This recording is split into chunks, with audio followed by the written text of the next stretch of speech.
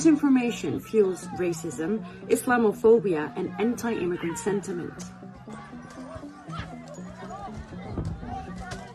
Anti-migration and far-right protesters have been smashing windows, destroying Muslim-owned businesses, attacking journalists and people of color. A BBC reporter referred to the protest as the pro-British march on one side of the town hall here. These pro-Britain protesters beat up police officers, put 50 of them in the hospital, yet the British public broadcaster called the rioters the pro-British march. So, let's talk about these pockets of disorder. We're a dying breed, the British public. These violent scenes were followed the tragic Southport stabbing, where 11 children and 2 adults were stabbed, resulting in the deaths of 3 young girls after a children's dance and yoga session. The almost 18-year-old attacker, Axel Rudakabana, was arrested, grew up in Cardiff, and his family had migrated from Rwanda. Police have launched straight into their standard operating procedures for covering up for illegals. Number 1, hide the identity of the attacker. Number 1. The name of the attacker wasn't revealed because the attacker is 17 years old.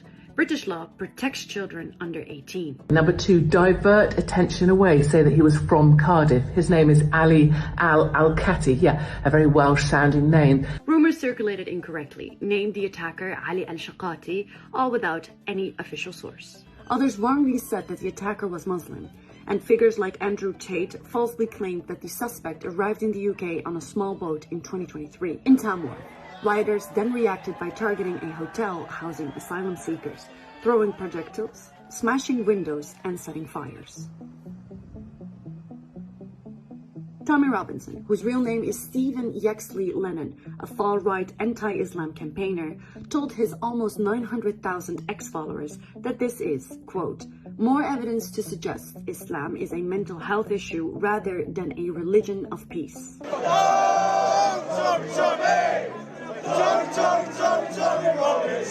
He also previously said, if there was a war and it kicked off, I would be there on the front line fighting for Israel.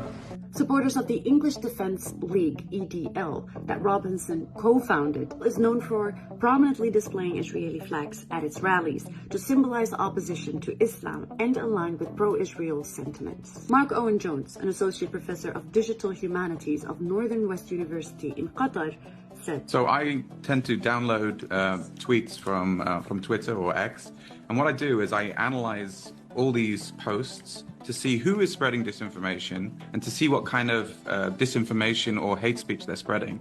And what I've found is, since the tragic events in Southport, is that X has been weaponized to spread rumors and hate speech, particularly targeting minorities, people of a Muslim background, to inflame tensions. And I think a lot of the behavior that we see online through this, the analysis can tell me that it's often fake accounts or certain influencers who are really spreading this narrative and fueling the kind of hate speech that I think is driving a lot of the violence. Jones also tweeted that right-wing Israelis are spreading hate speech about Muslims in Europe. MP Nigel Farage said that he is against street violence in a video on his X account, but couched the rioters' actions in the following context. No, the far right are a reaction to fear, to discomfort, to unease that is out there shared by tens of millions of people. He then added, what you've seen on the streets of Hartlepool, of London, of Southport is nothing to what could happen over the course of the next few weeks. Let's have proper law and order. So why the threat, Nigel, if all you are concerned about is law and order?